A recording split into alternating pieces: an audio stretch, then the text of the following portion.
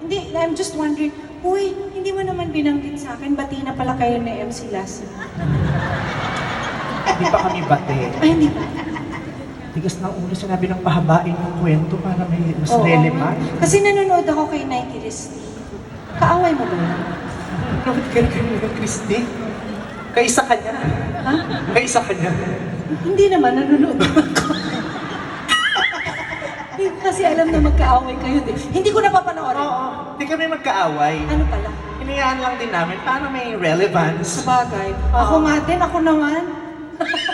Ikaw, nung gagawa ka namin ng issue. O sige, pagkakalat namin, nagkaroon kayo ng ex mo si Lassie.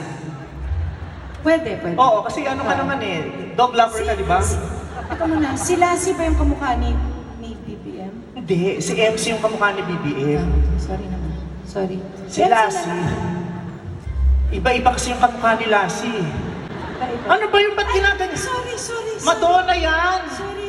Bakit kasi ganyan ang tulis? Iconic Sorry. ano yan, outfit ni Madonna. Yan yung Madonna bra. Ikaw kasi hindi mo Madonna yung... Madodo ka lang pero hindi ka Madonna tunay. Pwede lang yun. Madonna dapat! Diyos ko!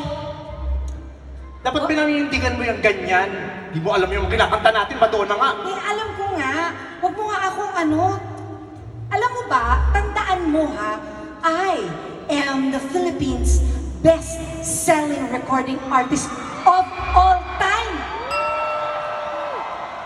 Napakayabang. I am the Philippines' most monetized content of Christopher Min. Well, true.